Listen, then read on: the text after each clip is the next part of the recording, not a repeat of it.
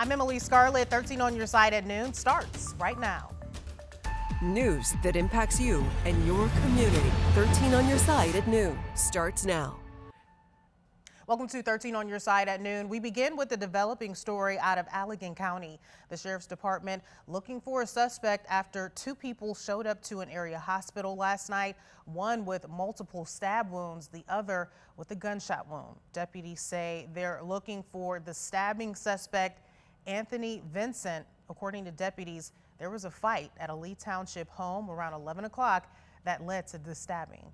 The victim was taken to the hospital by others at the house. When the car was leaving the home, deputies say one of the people inside shot the other victim who was outside the car. The shooting suspect is in the Allegan County Jail after turning himself in.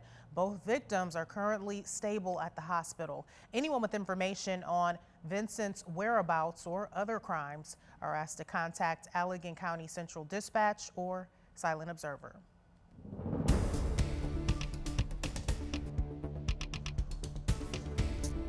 And turning now to conditions outside, this giving you a pretty good look at what it's like on our Tuesday afternoon, this live look at Grand Haven, where you see that choppy water, Amber, and those gray skies. Can't forget about those. It's definitely pretty breezy at this point. We've really started to see more of those fall conditions taking hold, and how fitting for it being the first day of October. Thanks, Amber. And first responders from all over the country are pitching in to help with recovery efforts after Hurricane Helene. That includes volunteers from the Red Cross from Southwest Michigan.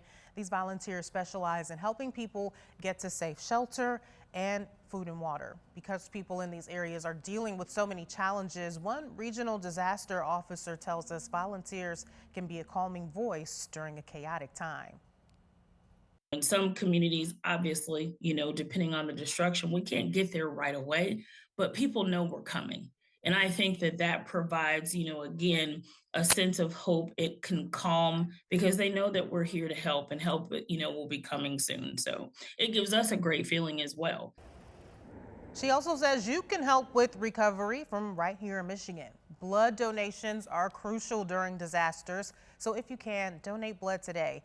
They're, of course, always accepting monetary donations as well.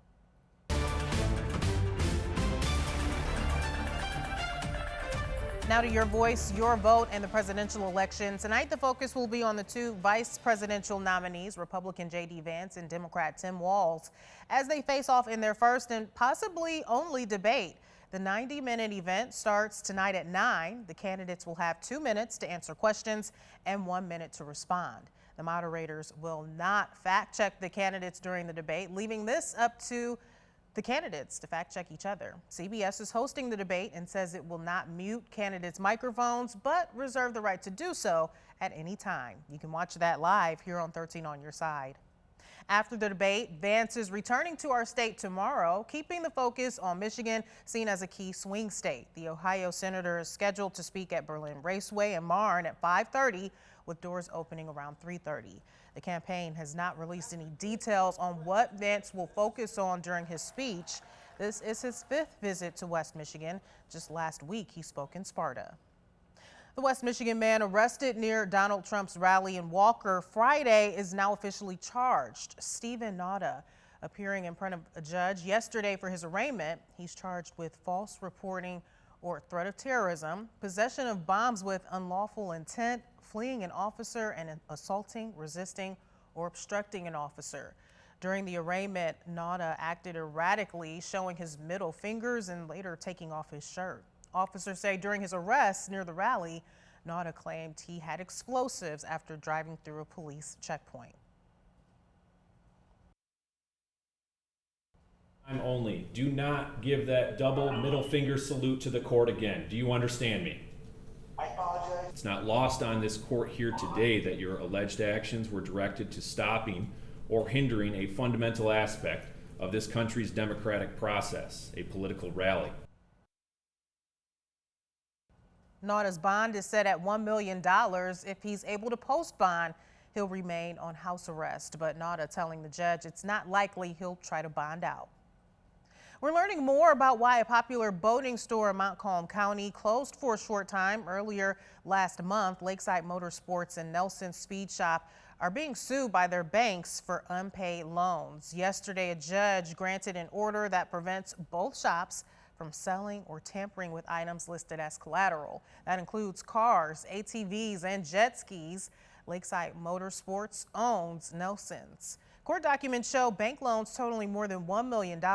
This comes after Nelson Speed Shop closed in September, with owners on Facebook denying any investigations by the IRS or FBI. Now, we reached out to Nelson's for comment, but they declined. A court hearing is scheduled for October 9th. A heads up to those living in Ottawa County. If you hear an outdoor alarm this Friday at noon, there's no need to panic. The county's Emergency Planning Committee has developed a new shelter-in-place warning siren, and it's being tested at noon Friday. The alarm will be used for severe weather, hazardous release events, and other emergencies that require a shelter-in-place warning. They're asking people to participate in this drill by practicing a response so you're ready if an alert does happen. Kids Food Basket hoping to collect 100,000 decorated brown lunch bags this October in honor of Brown Bag Decorating Day. Now, during October, you can decorate lunch bags and donate them to KFB's Sack Supper and Weekend Meal programs. Each Monday through Friday, the program provides 10,000 evening meals for children in Kent, Muskegon, Ottawa, and Allegan counties. Now, you can be part of this by mailing in your decorated bags to Kids Food Basket's West Michigan locations or dropping them off Monday through Friday during business hours. The Ottawa, Allegan, and Muskegon County locations are open from 9 until 3. The Kent County location opens at 9 a.m. and closes at 5. Well, we are getting to know our weather conditions here in West Michigan and a fascinating 10th grader with dreams of meeting his forever family. That's next. We showed you the choppy water out in Grand Haven. Now here's another look outside. Meteorologist Amber Tardy out on our weather deck. Amber, it's just kind of gray, those showers kind of on and off. I was able to take a break before the noon today. Will it be like this all of our Tuesday, just kind of gray outside, the rain showers on and off? Well, at least for the first half of our Tuesday, we're still going to be staying on the cooler side. The deaths of Hamas leaders, commanders within Hamas. Just getting out of a special report there, as you were just hearing some of those reporters talking about, they broke in there with that special report because of the start of an attack by Iran, a missile attack. We were seeing live footage there with that attack happening on Israel, those living in Israel being told to shelter in place. And it was just a very eerie feeling as you were hearing those sirens going off in the background because of this attack. So this is, I'm sure, something that we will continue to follow throughout the day today. For now, we'll take a short break. Stick with us.